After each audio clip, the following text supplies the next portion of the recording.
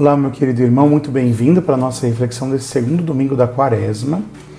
Primeira leitura, Gênesis 15, aquela aliança que Deus faz com Abraão, separando os animais, e Deus somente passando no meio do sacrifício e consumindo aquela aliança, sendo que Abraão não passa.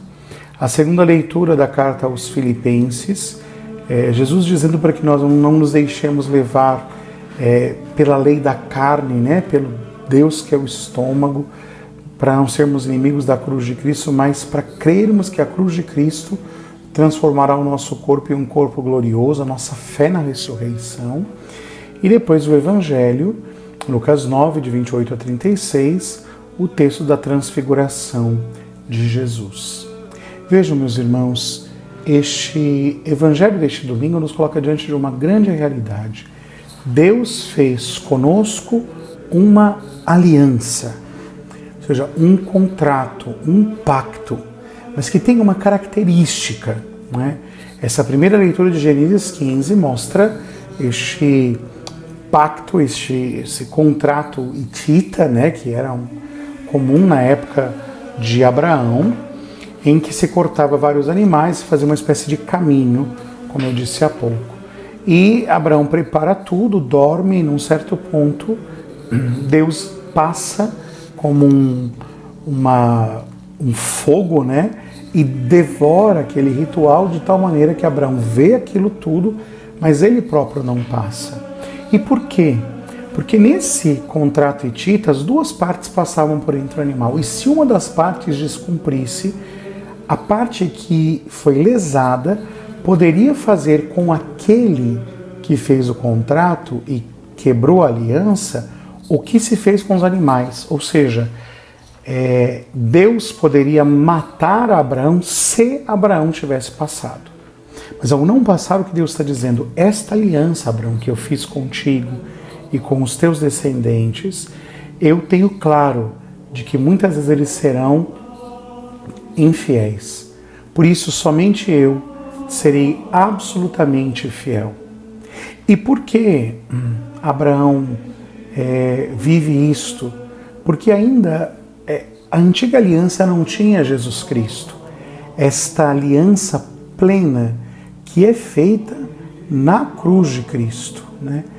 É a cruz de Cristo que nos faz entender o amor de Deus e, mais do que isso, é a cruz de Cristo que derrama sobre o nosso coração a força do Espírito Santo para que nós lutemos por viver em humildade, mas em fidelidade. Então há agora em nós o poder do Espírito Santo que nos faz olhar para a cruz sem dela sermos escandalizados, mas não nos apegarmos àquilo que passa ao nosso estômago, mas termos o nosso olhar direcionado para a eternidade. Uma aliança que é para a vida eterna. Por isso, meus irmãos, a Páscoa que nós vivemos não é a Páscoa vivida em abril simplesmente, né? Mas a Páscoa que nós esperamos é a Páscoa da vitória definitiva de Cristo que se manifeste em nossa vida com a nossa entrada e a entrada de toda a igreja no céu, na ressurreição. Então nós temos os nossos olhos voltados para a eternidade. Todavia, esta aliança, meus irmãos, que é uma aliança de vida eterna, de ressurreição, é uma aliança que não exclui a cruz. É muito interessante no Evangelho de São Lucas, esse é um detalhe que São Lucas registra, que Pedro, Tiago e João estão ali com Jesus, veem Jesus no alto do monte, né, e aparece Moisés e Elias. E São Lucas diz que eles conversam, e Lucas diz qual é o conteúdo da conversa, né? O conteúdo da conversa de Jesus, Moisés e Elias é como ele deveria ir a Jerusalém, sofrer, né? E, portanto, conversavam sobre a morte de Jesus. O texto original vai fazer referência à Páscoa, né? E aqui é a mesma coisa que nós temos que pensar. Não há ressurreição sem cruz. Não há vitória, né, em Cristo sem que nós passemos também por esta aliança que é a cruz de Cristo. Justamente por isso, meus irmãos, nós não olhamos as nossas cruzes sem um olhar de esperança, né? Primeiro, nós não as negamos, e não as negamos porque temos a esperança de que a cruz é esta escada, como Santa Rosa de Lima nos ensina, que nos leva ao céu. E a grande pergunta que a gente tem que se fazer é que na nossa vida a cruz se transforma concreta, nas nossas dores, nos nossos sofrimentos, nas incompreensões, nas lutas, nas provas, nas dificuldades pelas quais nós passamos, nas doenças e inclusive na realidade da própria morte biológica. Mas atenção, a cruz para nós não é um sinal de sofrimento, mas a cruz para nós é um sinal de aliança, ou seja, de comunhão com Deus. Mas esta aliança que Cristo celebra na cruz, que foi lá prefigurado na aliança de Abraão, que é uma aliança de amor de Deus por nós, só pode ser vivida por nós no amor. Então o que salva na cruz não é o sofrimento, o que salva na cruz é o amor. O amor com que eu escolho viver na fé, o amor com que eu persevero.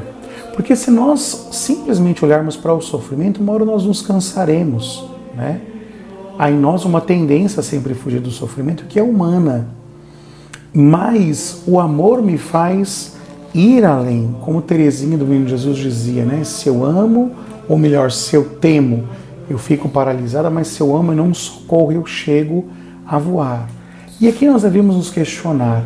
Nós vemos a glória da cruz, nós vemos Jesus que manifesta a potência da sua ressurreição na cruz, e a potência da sua ressurreição que já está presente na cruz é o amor. É o amor. Por isso o Novo Testamento não conhece, né, a ideia de que Cristo ressuscitou de maneira ativa. Mas o Novo Testamento, a ressurreição sempre está apresentada de maneira passiva. Jesus foi ressuscitado, ou seja, o Pai olhou para Cristo e, vendo a sua entrega de amor, fez com que o Espírito, que é o amor da Trindade, o levantasse dos mortos. Não é diferente, irmãos, a lógica da nossa vida. Nós vivemos a fé para amar, né? Lembremos que a fé e a esperança são duas das virtudes teologais, mas que elas são para esta vida. No céu não tem fé, no céu não tem esperança, mas no céu tem caridade. Por isso, a nossa fé e a nossa esperança precisam gerar esta caridade, que é entrega a Deus, que é fidelidade a Jesus, mas que também é confiança e abandono de que o Pai, porque ama, nos salvará sempre e nunca terá sobre nós uma sentença de morte definitiva, mas de vida e de ressurreição. Por isso nós podemos passar pela morte, mas em Cristo, nela nós não ficaremos. Esta é a nossa glória. Deus te abençoe.